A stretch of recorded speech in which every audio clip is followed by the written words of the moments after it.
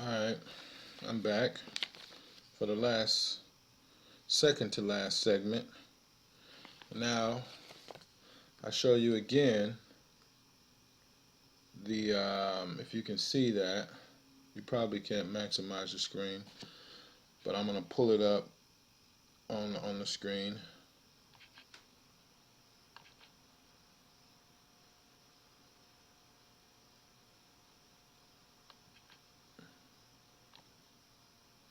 Okay.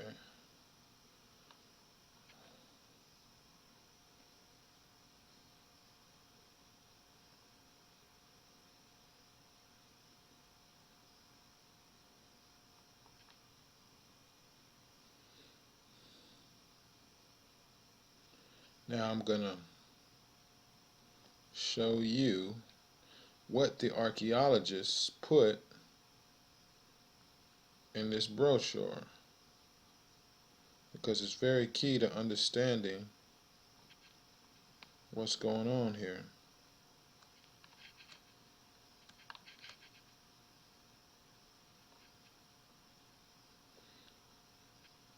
Now, I don't want you to think that I'm making this up myself.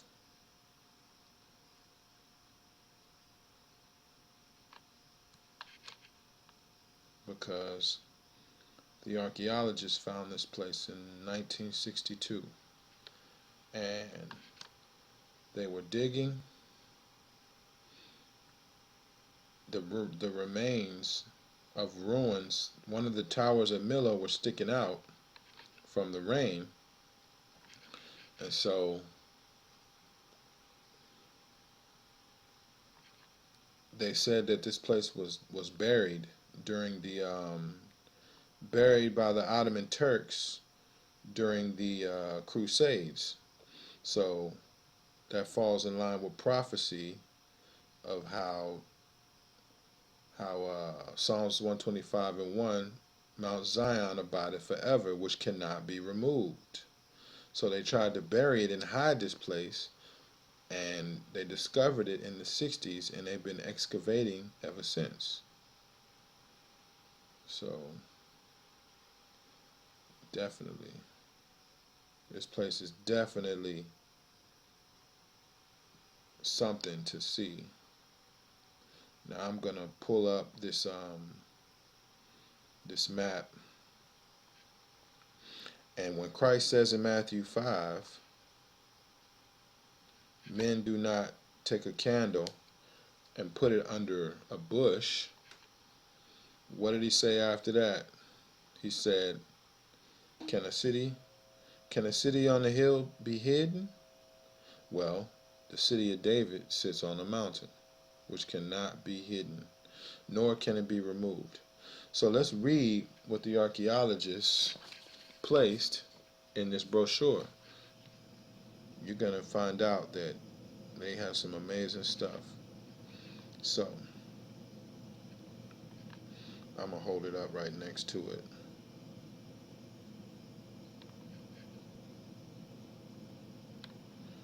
We'll start from the top.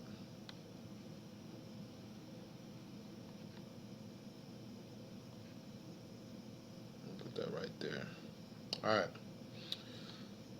The 6 settlement strata uncovered at Tel. Tel means old or ancient in modern Hebrew. In the ancient Hebrew is Thal, Thal, Thal. At the Thal represent fortresses dating from the period of the Judean kingdom and the Hellenistic era. So they know exactly what this place is. The wall, reconstructed at the site in its entirety, served to protect the Judean fortress during the 9th and 6th centuries BCE. So this is from Solomon all the way to Hezekiah. The remains of the solid walled Hellenistic tower discovered at the center of the site were also reconstructed, as we read in Maccabees, when we had to rededicate the temple, where we get the feast of what what people ignorantly call Hanukkah, or we call it the Feast of Dedication, or the Feast of Lights, many names. The tour starts out at the fortress gate, right? And the fortress gate would be right here, where Millo is. Here's the fortress gate.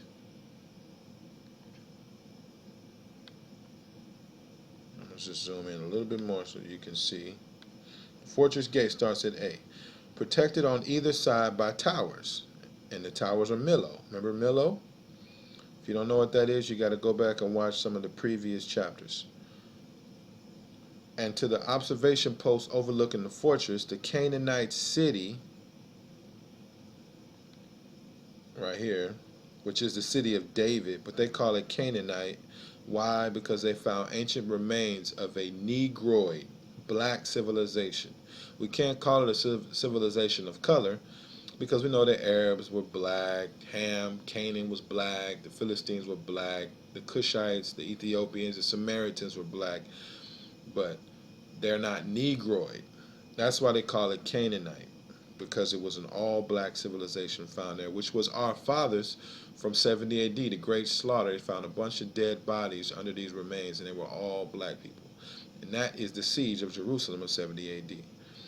Right? Okay, so the Canaanite city, the Negev plains, residential structures were built adjoining the southern fortress wall, the southern wall, which is right here, which leads to Judea. Judea's not Judea, but the land of Judah is south of here. Where we at? One of these, dubbed by researchers the House of Eliashib, was found to contain an archive of ostraca, of which 17 were dispatched to Eliashib, son of Oshayahu, apparently the fortress commander, in 600 BCE. Wow. So they found the seal of the high priest Eliashib. Let me get back to that. Eliashib, the seal, right here. There's the chamber of Eliashib. They found his seal in there. Actually, they found a ostraca, which is like what we would call modern day like a letterhead, like a backdrop for a company when you see their business letters and they have their icon or their seal in the back of all of their business papers. So they found 17 of them that belonged to Eliashib, and he was the commander. Why does it say that? Because he was high priest during the time of the Persian Empire when we came back from Babylon. He was the high priest when Nehemiah, the governor, led us to do the rebuilding of the ruins. So this is what the archaeologists found. So they know exactly what this place is. If you want to know about Eliashib and building that in the time of Nehemiah and Ezra, go back to the book of Nehemiah chapter 3, or go back to a previous chapter, I believe the second chapter, and I'll break that down for you. Large plaster subterranean water reservoirs were hewn within the fortress compound and linked to a stone-hewn conduit running to the outside under the western wall. Remember, in 2 Chronicles 32, Hezekiah rerouted the waters of Gihon to the west side of the city of David. 2 Chronicles chapter 32 and verse 30. Here is the waters of Gihon, the reservoirs, and here's the west side, the western wall, and he rerouted them to the west side. So this all links back.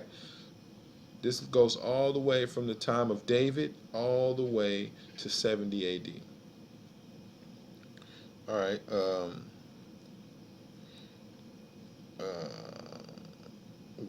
Water was raised from the well and poured through the conduit's outer opening from where it flowed to the reservoirs inside the fortress. A shrine with a square altar erected from bricks and rough stone was built in the fortress northwestern section. Here's the fortress northwest. Here's the holy place. Here's the Holy of Holies. I didn't name it this. This is what the archaeologists put. Here's the altar, right? The table of showbread would be right next to it, right? So the shrine, whose layouts run along the east-west axis, includes an inner courtyard, sanctuary, and, what does that say? The Holy of Holies. A monument was found inside the Holy of Holies, whose entrance is flanked by 2 incense altars. And to get a good picture of that, let me show you that. Let me show you the Holy of Holies. And I'm going to tell you something about this Holy of Holies. When they found this place, it proved what this place was. What you are looking at is the Holy of Holies with the 2 incense altars. Where is that at? How many Holy of Holies do we have in the land of Israel? You see that? Well, the answer is only one. Why? Because the sanctuary, the temple that was on Mount Moriah, was destroyed in 70 AD. Remember, one stone shall not be left upon the other. And I'll show you the land of Moriah, which is just east of, not east, which is just, what is that? Just south of the city of Arad, which we call the Mountain of Olives. And I'll show you that land of Moriah, which is where the mountains where Isaac was almost sacrificed by Abraham. And I'll show you that. Let me see if I can hurry up and show it. Here it is.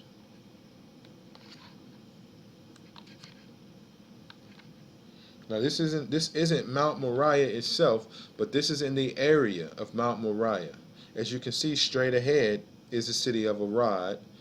This is a land of mountains. Remember, the Most High told Abraham to go to the land of Moriah, and one of the mountains that I shall show thee, that's the mountain that you shall go and offer up thy firstborn as an offering. So this is the land of Moriah, and all these mountains are mountains of Moriah.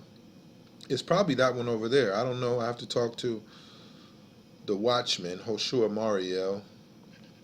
But this is the mountains of Moriah.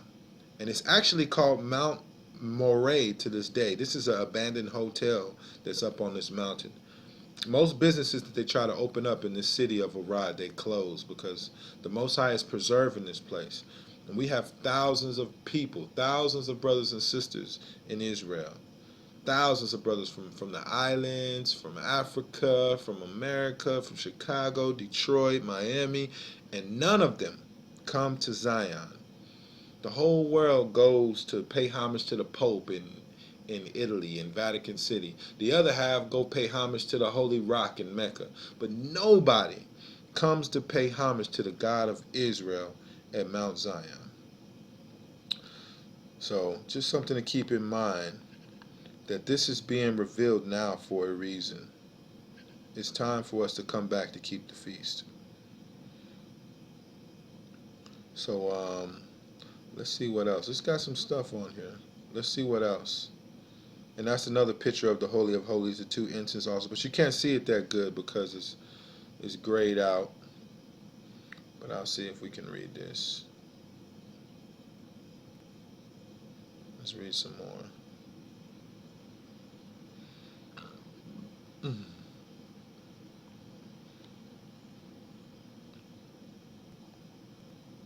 And all this, mind you, is in the brochure. The archaeologist wrote this, not me. Arad is mentioned in the Bible as one of the cities located in the eastern Negev, whose inhabitants prevented the Israelites, not Israelis, the Israelites, from entering the Promised Land. When the Canaanite king of Arad, who dwelt in the Negev, heard that Israel was coming by the way of Atharim, he fought against Israel and took some of them captive. That's Numbers 21:1, right? We should read that. Numbers 21:1. Right? When King Arad the Canaanite, which dwelt in the south, heard tell that Israel came by the way of spies,